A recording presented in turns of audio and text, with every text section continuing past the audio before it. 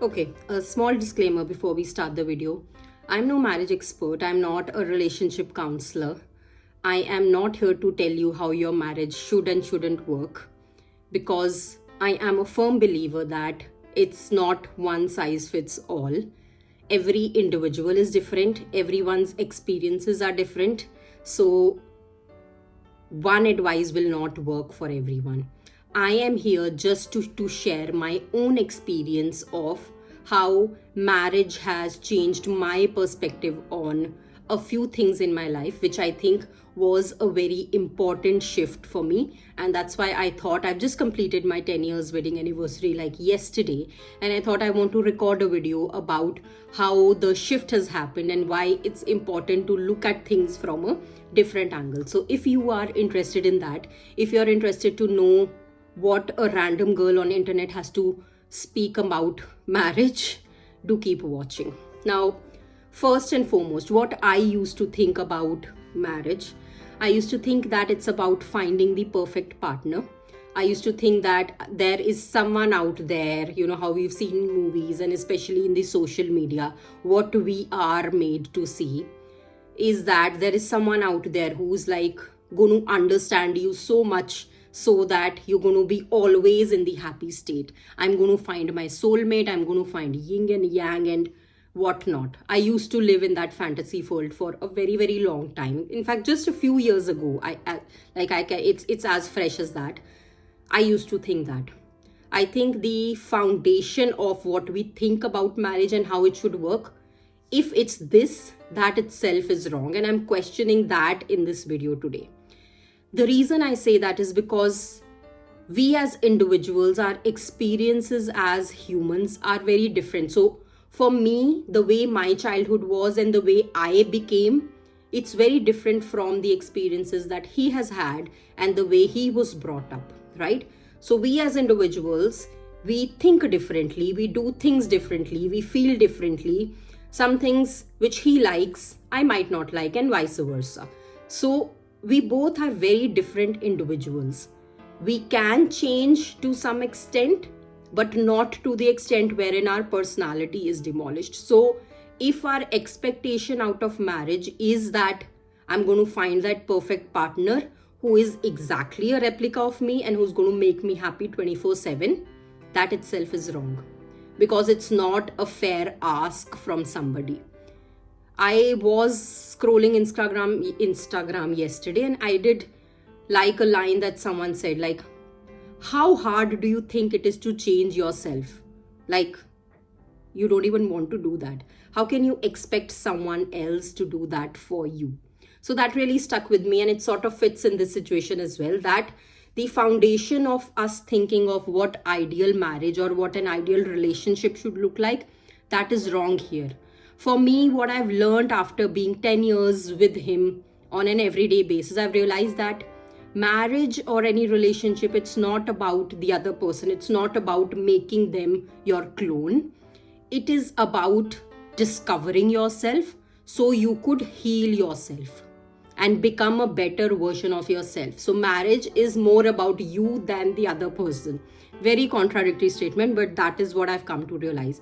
Now, to elaborate on what that means is, now we all know when we are in a married situation, we all like tend to bring out the worst in us. Outside your house, you can be as mushy and gushy, whatever. Inside the house, the other person brings out the worst in you on a regular basis, like the way you are reacting to them, the way they are reacting to you, the way you get triggered by them, the way they are thinking about a certain situation. There are a lot of different things which happen on an everyday basis wherein your dark sides, I'm calling those dark sides because you regret those things. If it was something that you did and you felt good about it and you just left it there, it would not be a darker side. But darker side is something that you're doing subconsciously and later on you're regretting it, and you know that this is something that I don't want to be. So we all know, like in the marriage situation, the partner does bring out the worst from us. And I think marriage is meant for that. If you change your perspective and look at it from the angle that अभी शादी तो है, अभी now you have to live with this person. So instead of finding flaws in the other person and instead of trying to change the other person to match you, try to take those trigger points and reactions as an opportunity and look at it in a way that this is something that you need to change in yourself. Because what will happen with that is, your first thing, your expectations out of the other person will be reduced, which is always good. Like we all know, expecting is what causes us the most sadness. The expectations will be reduced. Secondly, if you introspect on what needs changing and if you change that piece of you, wherein you are not reacting the way that you not want to, you are not getting triggered by things that you don't want to get triggered by, instead you are reaching that higher version of yourself that you are loving. You will change yourself to the extent that the noise outside and things which should not bother you, they're not bothering you. And if your partner changes because of that, that is a plus. I'm not saying it will happen or it will not happen, because it all depends on the partner and the experiences as well. But the definite thing that will happen by self-introspecting healing is that you will be a completely different person, right?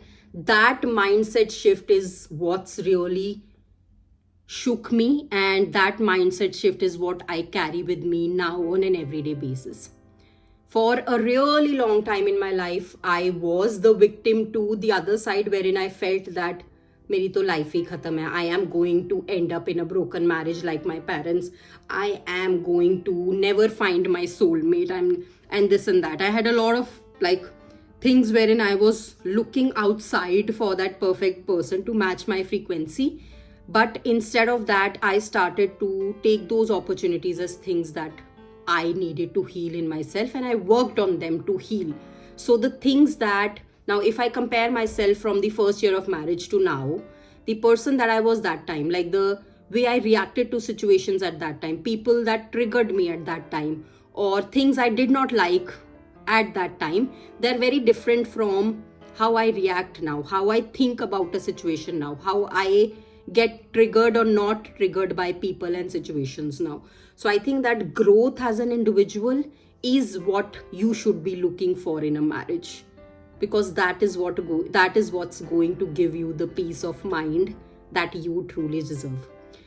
Now I think that's all I want to say. I hope this mindset shift is what you can take after this video with you. I'm going to actually end the video with a question that I hope you ask yourself today before going to bed. If your relationship was a mirror, what do you think would it show? Do you think it would show the flaws in other person?